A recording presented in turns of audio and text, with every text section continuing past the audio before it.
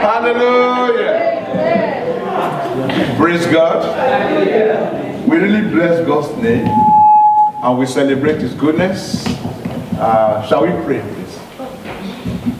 Because it's time for the ministry of the word, please let's all moving around as much as possible. Unless you have something crucial to do, let's focus on God's word. Because when God wants to bless us, He sends His word. So I want you to just pray. Say, Father, please send your words to me. Go ahead and pray for yourself. And say, Lord Jesus, please send your words to me. Send your words to me. We are about to enter into a week of fasting and praying. Father, prepare me for this time of fasting and praying. Equip me, Lord. Father, please touch my life. Possessing your possessions is what the Lord has been teaching us. You are a man and a woman of great possessions, great inheritance, like we have already studied. What God has for you, the Bible says, it has not entered into the heart of man. The heart of man is so finite, so small, to fathom, to comprehend what God has for you. And that's why even God has to send the Holy Spirit because of that. He said, these things are too big for us to understand. He said, but the Spirit reveals them to us. You see, the Holy Spirit even has to reveal to you what you have. It's beyond your comprehension. You are a great person. You are mighty. You are awesome. You are not a small person. You are a man and a woman of great heritage. Heaven and earth belongs to your Father. And because you are the heirs of God, heaven and earth belongs to you. You have riches. You have great wealth. You have angels at your disposal. The Bible said the angels of the Lord encamp around them. We know we are studying some mind-blowing revelation that even God belongs to you. God said, I will be your heritage. I will be your inheritance. God said, I belong to, we have always thought, oh, we belong to God. Of course we do. But according to the scriptures, even God belongs to us. The Bible said, unto us a son, unto us a child is born. Jesus was born unto us, and He was given unto us. His son is given. John, God has given you Jesus. Raphael, Jesus is given to you. He's your heritage. Jesus is your heritage. The Bible says the word of God is our heritage. The Bible says even the prophets and the apostles, they are our heritage. All the riches, all the treasures God has given to them, they are for us. All the promises of God, they are for us. All that Jesus purchased by His blood, they are for us. The victory of Jesus on the cross, they are for us. The defeat of the devil, they are for us. The throne of God is given unto us. The Bible says we are exalted, we are seated. Where do you sit? There's only one place you can sit in heaven, throne. You are seated. The Bible says that even we shall judge angels. Do you know that? The Bible says, no, you know that you will judge angels. You are not an ordinary person. Say, Holy Spirit, please reveal yourself to me. Let me know myself in you. Let me discover myself in Christ. He said, in Him you are redeemed. In Him you are justified. In Him you are saved. In Him you have all things. Hallelujah. Open my eyes, Lord, and equip me with divine wisdom and power. Equip me with divine authority to rise up with the wings of faith. Joshua said, the people say, we are like grasshoppers. But Joshua saw himself in the light of God's revelation. He said, we are able. We are not grasshoppers. He said, these people are the real grasshoppers. Let's go and possess them. He said, they are our bread. Because he had the eyes of God. He had the mind of God. He said, Jesus, give me your eyes. Give me your mind. Give me your perception concerning myself, concerning my life, concerning situation. Give me your heart. Give me your mindset. Download your spirit, your grace, and your thought into my life. Let my thought be in alliance with your thought. The Bible says, your thoughts are not my thoughts, says the Lord. Lord, give me your thoughts. So your ways are not my ways. Father, give me your way. Help me to have your thoughts. Let my thought be in alliance with your thoughts. Let my way be in sync with your way. Let there be no dichotomy between your ways and my way. Let your ways become my ways. Let your thought become my thoughts. Let your eyes become my eyes. Let your testimony become my testimony. Let your mindset become my mindset. The Bible says you have the mind of Christ. Father, download unto me the mind of Christ. In the name of Jesus Christ. Let me see myself the way I am in you. And let me see my inheritance in you. Father, equip me for war, equip me for power, equip me for authority, equip me for dominion. Give me the grace to fast in this week of fasting. Thank you, Father Lord. In Jesus' name we pray. Amen. Your amen is not encouraging. In Jesus' name we pray. Good morning, brethren. Good morning. We thank God for another Sunday. And we give him all the glory for all that he's doing. God always has a reason why he sent his word to us. So, we don't always choose topic for the sake of choosing topic. We choose topic because we believe so strongly that is what God wants us to pursue. That's why many times we don't even choose it on time, because we are still trusting God to give us ideas and insight and revelation. So when that topic came, possessing your possession, it wasn't a figment of our imagination. It is because we believe so strongly that is what God wants us to do. And in my study by God's grace with the help of the Holy Spirit, there are so many things we will learn. Please don't miss any service. I beg you. Don't miss any service. There's a topic I believe God just gave to me. That's possessing your possession by spiritual violence. Possessing your possession by spiritual violence. And there are many areas of violence we are going to look into. So many. Thank God for Pastor Sam. I'm not going to preach about that today, but God actually ministered that to me. That is possessing your possession by violent offering. There's some violent, I've never heard of it before, but there's some violent offering. We're not going to discuss that today. Let me tell you, there's a key verse in the book of Matthew, chapter 11, verse 12. I'm going to read it for us. Matthew chapter 11 verse 12. And you know the good thing is in the scripture. It has to be true. Not only is it in the scripture, it came from the mouth of Jesus himself. Whatever Jesus tells you, guaranteed, because he himself is the word. Jesus said in Matthew chapter 11 verse 12, and from the days of John the Baptist until now. Until when? Now. I can't hear you. Now. Come on, let me hear you. Now. When is that now? Now. Take right now. Until Jesus comes. The kingdom of God suffered violence. And the violent take it by force. I thought Jesus has purchased for us the kingdom. I thought he has purchased for us eternal inheritance. I thought we are already blessed in the heavenly places in Christ Jesus.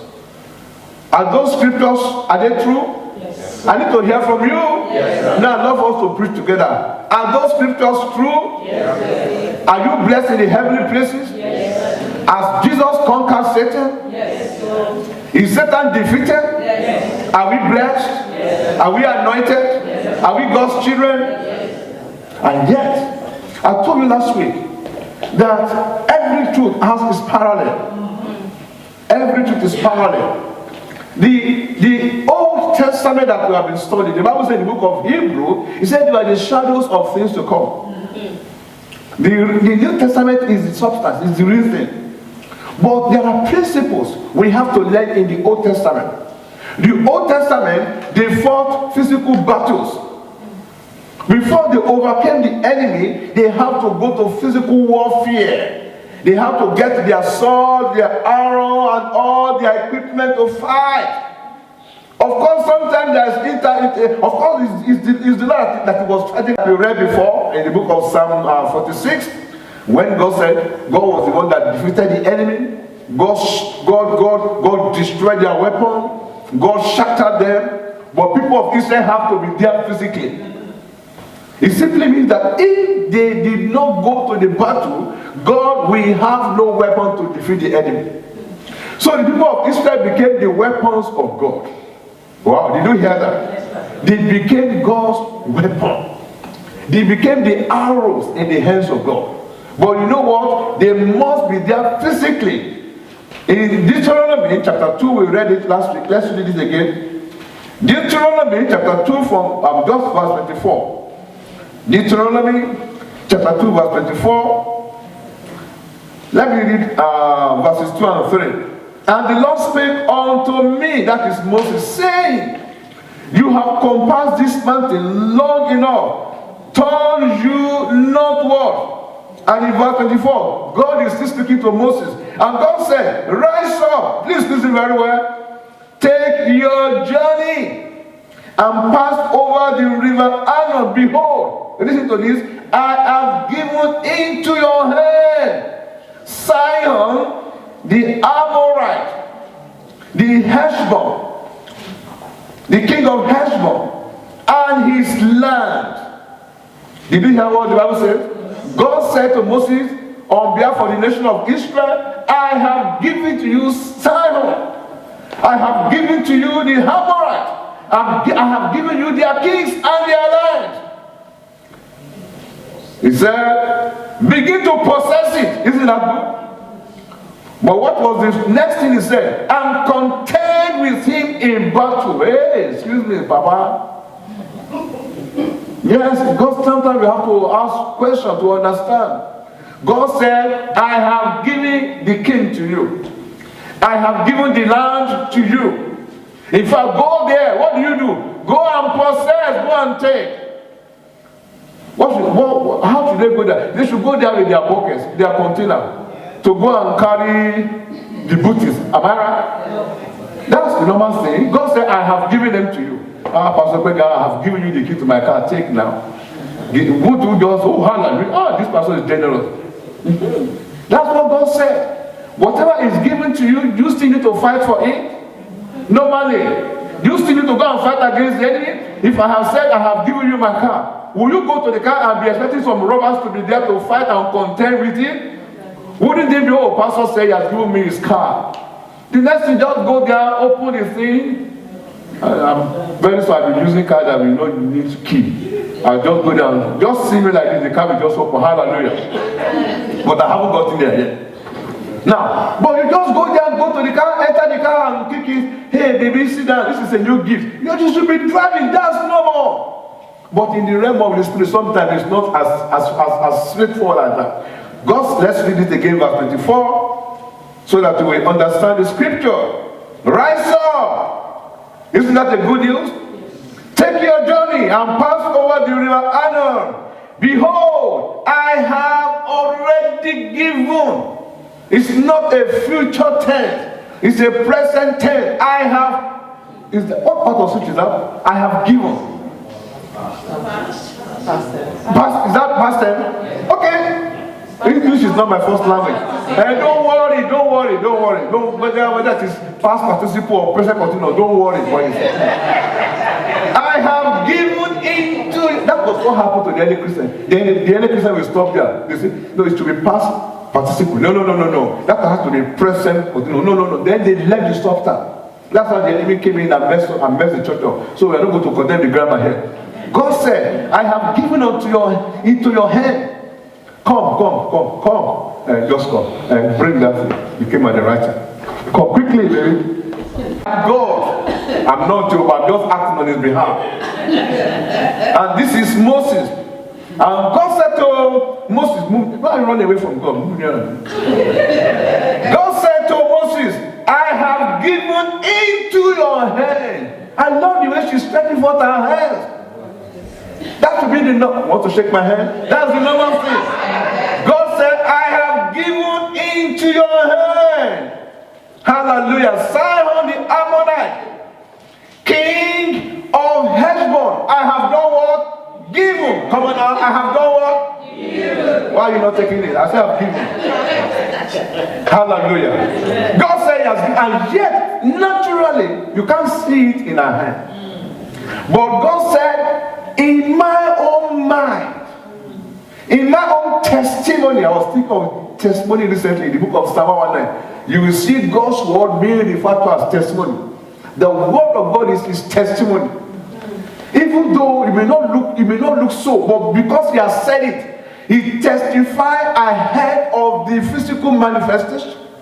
So God said to him, take, I have given to you, you can go now. Amen. But God said, begin to possess it. But the next one, and contend with him in battle. Listen, that's how it is. The only difference between you and Moses was that Moses and the children of Israel, they fought physical battle. But we also have to fight battle. But our own battle is spiritual battle. Hallelujah. Amen. Whether you say amen or not, hallelujah. Amen. So that's what happened. So in the same way, get ready to fight. That's a passage. So Jesus said to the people, and from the time of John the Baptist until now, the kingdom of God suffers violence, and the violent men take it by force. In Matthew 17:21. We are still going back to the text we read today in Matthew chapter 12. But in Matthew 17:21, Jesus himself said, now to read this one you have to go to King James Version or New King James Version. Because in some modern version, verse 21 is omitted. So we are going to verse 21. You know some versions they don't like verse in modern Christianity. Jesus said, howbeit, this kind of demons, this kind of power goes not out. Let's complete it. But or except by praying and by fasting. Hallelujah. So that's why, like I said, God is going to give us time to talk about taking it by force, taking your possession and your inheritance by force. In the story we read today, let's just learn some lessons before we pray. Let's learn some lessons from that story before we pray. And our text that our son read was taken from Matthew chapter 12. I'm just preparing us to let us be ready that possessing our heritage sometimes involves some element of value. But please have this mind in you. Please look up. I don't want us to slip to specialization in deliverance ministry. I don't want us to go that far. That everything in life is now demonic. No, don't go that far. I've been there. I've seen it. I've been involved. I've seen many things. Everything in life was demonic. Everything. In fact, by now we will have cast out 50 demons from this place. And the same demon is the same demons year in, year out, every day. I'm not talking of that. Cases where my own brethren, before they eat, they have to cast out demons from the family. I'm not joking. I'm telling you of what I know. I used to have a fantastic Christian brother, very, very close. He was like a mentor to me in my younger days as a teenager when I was born again. But you know, the issue of demonic just came over. Everything in this, if this thing is not functioning very well, in fact, I'm saying the meeting is being live streamed. That must have been demonic that want to interject. I'm not joking. And if the microphone should stop working, the next thing I come and call Prakata, Satan God. I'm not joking. Everything must be demonic. Don't go that level, because if you do, you will never enjoy God. But at the same time, don't go to this where I don't believe in all this demonic something. No, be in the middle. Be a balanced Christian Who will not focus? Please let's be attentive. Please let's be attentive. Who will not focus all attention on demons? And who will not ignore demons at the same time? Be like Jesus. Jesus wasn't running after demons. Listen to Jesus' ministry. He was not looking for demons. He was not, where are they? He was busy in his own and God-given assignment. But anywhere he came in contact with them, he dealt with them. But he wasn't looking for them. Because if you look for them, you will see them. And you will not be fulfilling in life. Because they will make sure they distract your attention and occupy your life. Occupy the time. I'm not talking to you. Let your focus be Jesus. Let your focus, because whoever you focus attention on becomes big and occupies you. If you focus attention on Satan, you will see him full time. If you focus attention on problems, they will be there. If you focus attention on witches and wizards, in fact, even your husband automatically will become a wizard. I'm telling you, because whatever you focus attention on, you will always see. But focus on Jesus. Now, when you focus on Jesus, now whatever comes your way, you'll be able to deal with it. Hallelujah. Amen. So let's be balanced. God has helped me to learn to be balanced to some extent. So in this story we read in Matthew chapter 2:12 that Jesse read for all, there was a problem.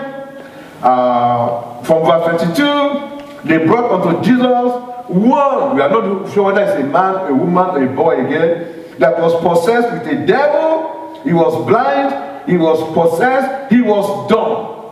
And Jesus healed him. And so on, in so much that the man began to see, he began to speak, because the demons had been cast out. Hallelujah. And then the people began to attack Jesus, and Jesus spoke unto them. And then in verse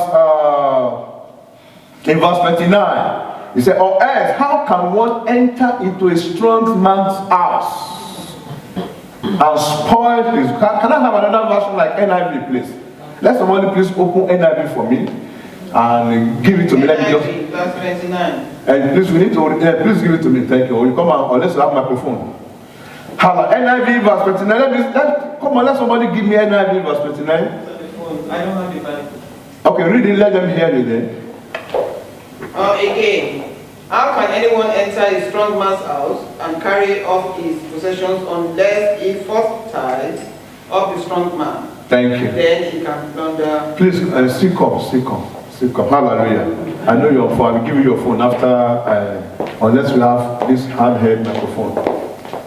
Okay. Or again, how can anyone enter a strong man's house and carry off his possessions unless that person first ties or binds up the strong man? Then he can plunder his house. To some extent, we're talking of taking your possession by spiritual violence. This person in this case was a pathetic case. It was a hopeless. No, we read so many things in the Bible, we don't know the implication. In those days, somebody was blind, somebody was demon possessed, and he was dumb. Is this the only one on earth? Many problems. He was demon possessed, he was blind, he was dumb. At that time, it was each one of that case was a hopeless case. You know why? Did you ever read in the Old Testament that any prophet cast out demons? Come on.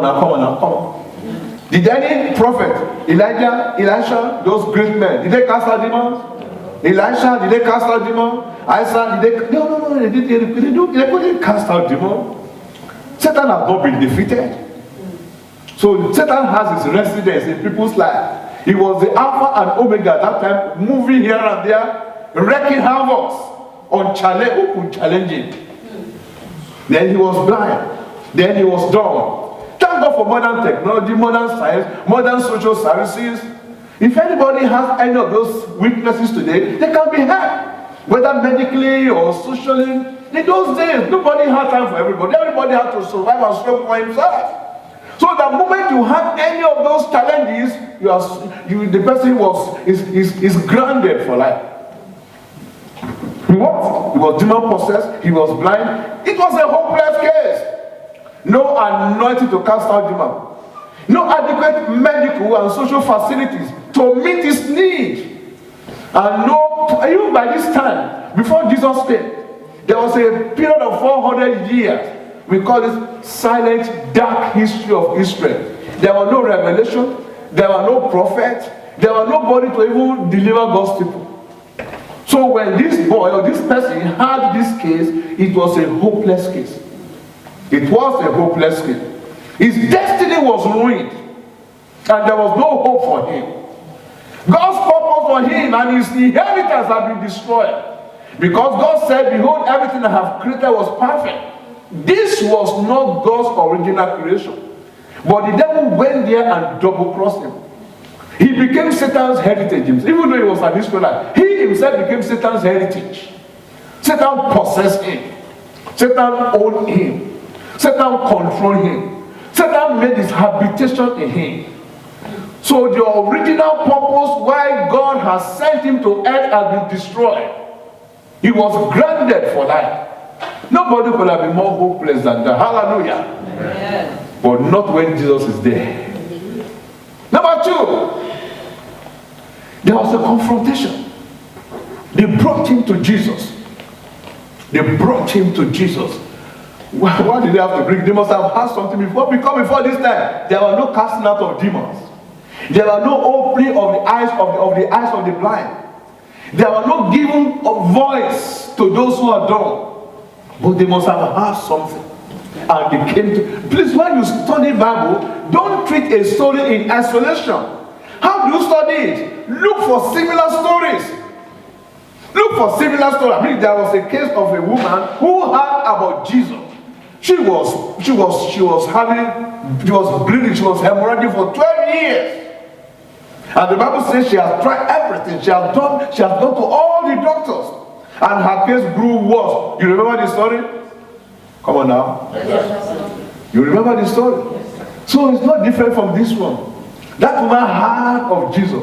And she went for her. These people must have heard of Jesus too. And they also came to her. And what happened? Before we go to that deliverance, let's see what the Bible said. The Bible said the man was demon possessed. Satan has taken over his life. Satan has taken over the whole of his destiny. He was a completely hopeless man. Let's see a similar case in the book of Luke, chapter 11, verse 21. Luke, chapter 11, verse 21. Let's see how the Bible describes that evil spirit living in that man. Jesus said in verse 21 of Luke, chapter 11, said, when a strong man armed keep his palace, his goods are at peace. So the demon here is called a strong man. Demons in those, even Jesus referred to Satan and his demon. What name did Jesus give to them? Come on now. Oh, I thought you were following me. Thank you. Well, you know, let's respond now. Amen.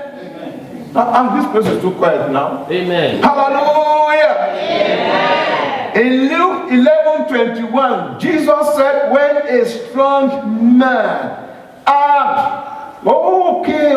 Let me start from verse 20. I know the reason now. Why you know this? We are wondering, who is the strong man here?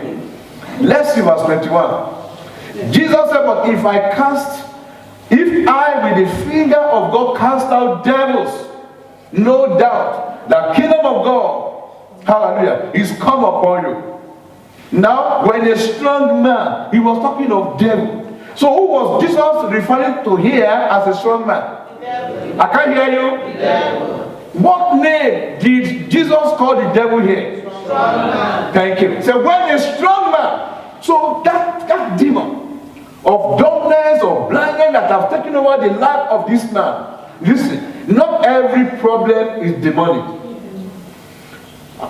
Are we here? Yes, sir. Not every dumbness, not every lameness, not every paralysis, not every blindness is demonic. You understand me now? Yes, some may be a defection in the system, some may be accident or anything like that. Whether before the person was born or after the person was born. But some are also demonic. Not every epileptic is demonic, but some are demonic. Is that okay? Yes, sir. But the case study here that we are studying about was by demon. And Jesus said, when a strong man, so the person in this person's story that we have read is referred to as a strong man. He was so strong. And I need to show you a bit of how wicked and how callous Satan is. If you go to the book of Isaiah 14, Isaiah chapter 14, verses 16 and 17, God was talking to Isaiah, talking about Satan. He said, those who see you will gaze at you and consider you, saying, is this the man who has made the earth to tremble? That is the strong man. The strong man made the earth to tremble. He said, he shook kingdoms. That's the strong man in verse 17. Who made the world as a wilderness? Satan has made the world as a wilderness. He destroyed the cities of the world. Look at the last statement. Who did not open the house of his prisoners? Satan will never open the house of his prisoner.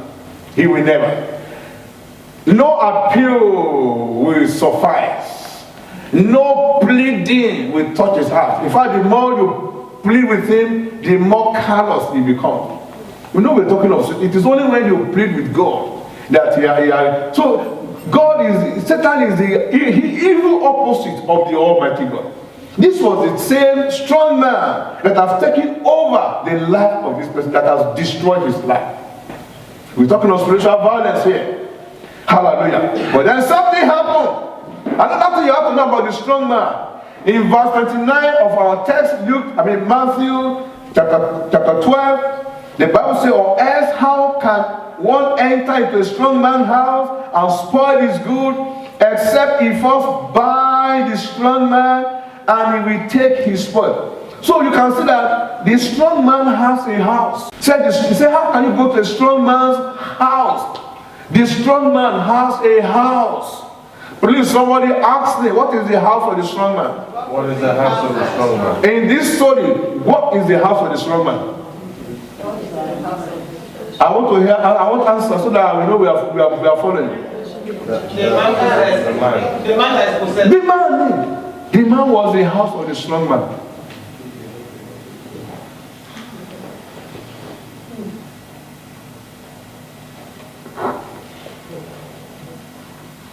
How can you enter into a strong man's house? What was the strong man's house in this story? The man. It is the man. Business can be the house of the strong man. So what is the strong man's house? Whatever the enemy has taken over from our life has become the house of the strong man. In this case, it was the life of the man. He has taken over the whole of his life. He has made the man miserable, useless, and hopeless. He has made the man originally to be God's heritage. Satan has taken over God's heritage. Satan never created anybody. God created everybody for his own glory. But the devil double-crossed. He went ahead and took over this man, took over the house of God in this man. Let me ask you a question. In your life, what is Satan's house? Your business could be his house. And whenever he comes to a place, he takes over. But that is not the end of the story. Hallelujah. Amen. Hallelujah. Amen. The devil, in the book of John 10:10, verse 10a, tells us the devil has come to kill, to steal, and to destroy. Satan doesn't own anything. He didn't create anything. He's a thief, according to the scripture.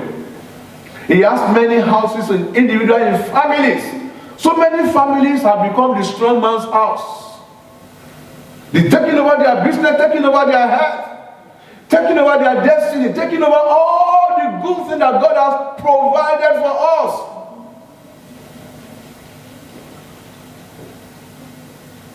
But you know the good news. I want to go towards the end of the story before so we can pray. The strong man can be evicted. Amen. Before Jesus came, this would have been the conclusion of the life of this man. In fact, we wouldn't have even read the story because there are so many stories in the Bible that didn't appear in the Bible because their life was destroyed. Their destinies were destroyed. Their inheritance taken away from them, taken over by Satan. And they died miserable death, unfulfilled life. Your case will never be like that. Yeah. Even though your amen is not encouraging. Yeah. To cut the story short, Jesus did something to the devil in this man. What did he do? He cast him out. Do you know another word for casting out? He expelled them.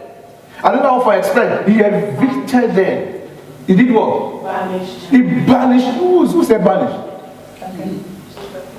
Oh, hear me. I'm not surprised. He banished them. Give me more word. Give me more tough word. Expelled. Expel them. He evicted them.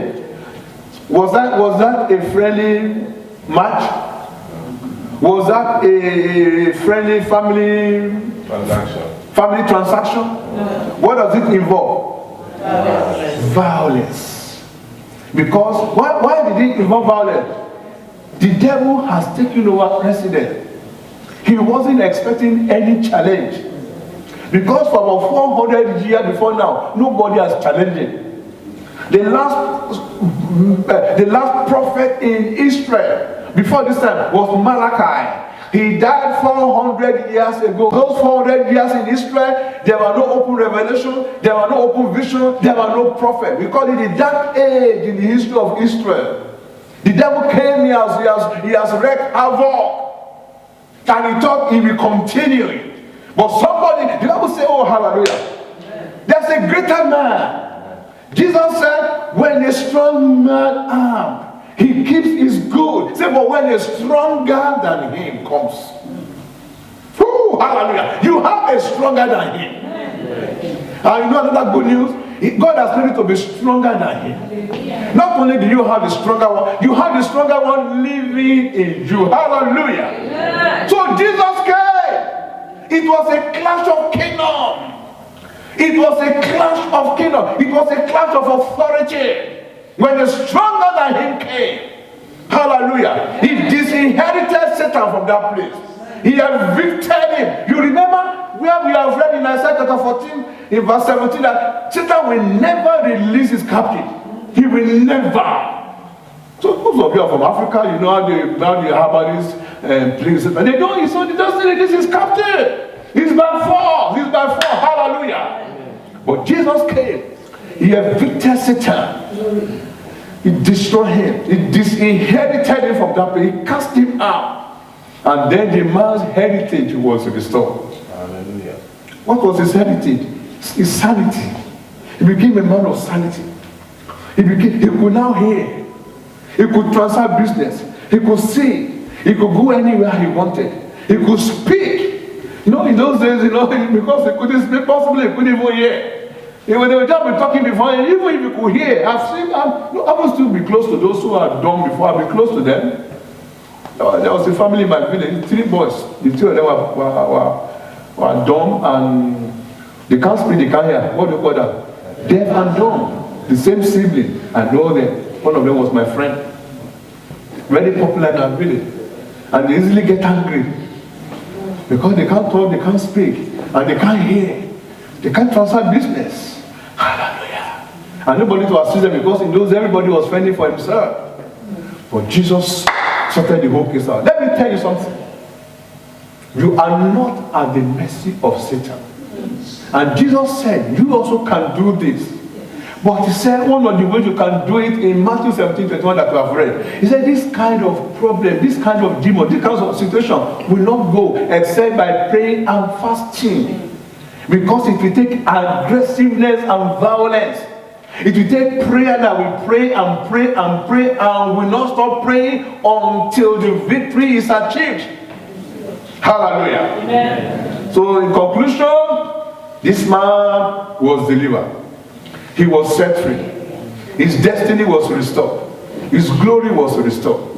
Satan was disinherited, and he was restored into God's glory and God's grace. And then he could now live a normal life. He could now go about and begin to pursue the purpose for which God has delivered him. That's what we want to do this week. In many homes, Satan is the one ruling there. But this week, that will come to an end. Amen. In many homes, the destiny of many homes, many families have been destroyed. In so many homes, there are strong men. Let me tell you, in some families, there are strongholds. And this stronghold, they have assignment to do. In some family, the family have been dedicated to Satan even before you were born. Thank God you are born again. Thank God, but you know, that is not a guarantee that all these powers have been broken. Sometimes we have to make concerted effort to break some power. Sometimes we have to make some concerted effort to dislodge some demons. Sometimes we have to make some effort to evict some principalities and some strong men, because you are stronger. Amen. And because the stronger one lives in us. And that is what we will do this week. May the Lord give you grace. Amen. May the Lord give me grace too. Amen. So we can fast, so we can pray. To do that, Jehovah God himself, he will perfect all that concerns you. Our story, the end of our life shall be like this now. We shall be set free from the hands of Satan. We will be released to fulfill our destiny. Amen. In the name of Jesus. Amen. Satan works in many ways, but we don't want to focus on that today. He manipulates mind. He puts thoughts in people's mind. He brings depression. He brings unbelief. He brings hopelessness. He brings spiritual blindness, so that one will not even see any way forward. I've been there before. I look at my life. Also the way I look at it, I said, sincerely, everything was bleak. When I said bleak, bleak. Sometimes I will wake up in the morning many years ago, I will be crying. Really? Because I got to look at myself. That's a really nice story. I will just say, Lord, what are you going to do to change this situation? Let me tell you one funny story before I have seen within my time, so don't look at me anyhow. No, I don't tell this story. Listen very well. You will enjoy this story. I woke up in the morning. I remember that day I did my quiet time. And during my quiet time, I was weeping. Ask me how. Ask me why. Why? Because everything was bleak. I didn't even see any way forward, really. And I wept physically. Can you imagine, Rafa weeping? Real man of God, real born again. Even my trouser, everything about me was born again. I'm telling you, I didn't have glasses then, so I'm losing my glasses was even born again. Even my source was born again. But sincerely, I felt hopeless. I really felt hopeless. And I prayed and I wept. Not weeping for, you can weep for God's presence. My own weeping that day was not because of God's presence, it was because of hopelessness. And here comes one of my lovely, beautiful daughter in the Lord, Ngozi. And she came to me, asked me her problem. She felt hopeless.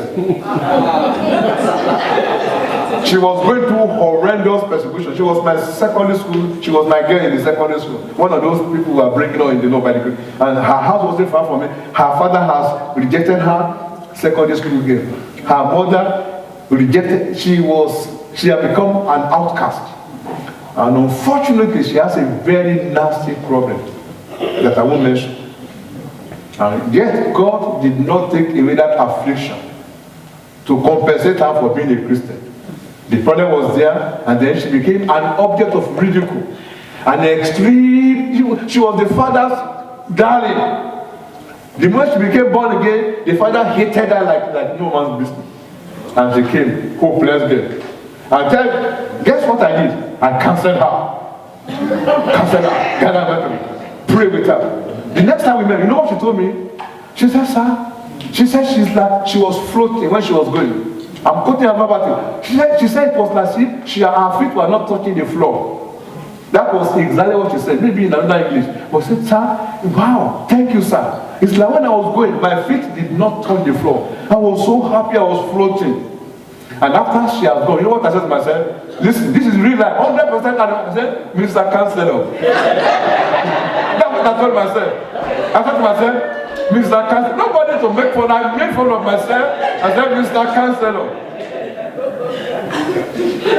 All right, hallelujah. Myself and my wife are still talking about that lady, about this last week. We are still desperately looking for her. Oh, I love telling stories. Well, I still have 2 more minutes. You know, anytime we went to the camp, myself and my friend were looking for her. You know what we were looking for? We were looking for that girl in school uniform. The last time I met her she was in class 2 or class 3 with the pinafore. So anytime I went to the camp, still looking for her, I was still looking for that 15, 16, 13-year-old girl in the school uniform. My auntie, I said to my friend, I said, are we not crazy? He said, why? I said, this girl is about 43 or 45 now. We are still looking for a guy in school uniform. Hallelujah. So what are we saying here? Let's come back home. I'd love to tell you this story. Listen, your case is never hopeless. It does not matter the name of the strong man that is operating in your life, in your family, in your business, in your marriage. There's a stronger man. And that stronger man in this story is Jesus Christ. And that Jesus Christ is still the stronger one. And you know, in fact, there's a better story today than this story. By this time, Satan has not been defeated on the cross. But even now, the case, the story is better. He has been defeated on the cross. So you are fighting against a defeated foe. He's no longer the strong man he used to be. Satan has stripped him of all his authority and power. The Bible says, but he's still running like a lion. But he's not. He used to be the lion. But when the Lion of Judah came, he took over authority for him. He's not a useless, castrated, toothless, clawless lion. Hallelujah. Don't be afraid of him. As we fight, don't focus on his power. Focus on your victory. Focus on Jesus' power. Focus on the accomplishment of Jesus Christ for you on the cross of Calvary, but still enter into spiritual warfare. And as we do that, your victory is guaranteed. Amen. Your glory is guaranteed. Amen. Your success is guaranteed. Amen. Greatness will come upon your way. Amen. You will enter into his house, you will bind it. Amen. That's why he said you have to. So during this fasting and praying, Satan, I bind you. All you demons operating my family, I bind you. That's what the Bible says. Say bind him. During this week, don't miss the prayer and fasting. You are going to be in your house or in your office. You just log in on phone. Now we are praying. Let's pray. Father, in the name of Jesus, we thank you. Go ahead and say, Lord Jesus, I commit myself to you. I commit myself to you. I dedicate myself to you. Take over my life, Jesus. In the name of Jesus, everything in my life that the devil can use against me, I bring under the cross. In the name of Jesus.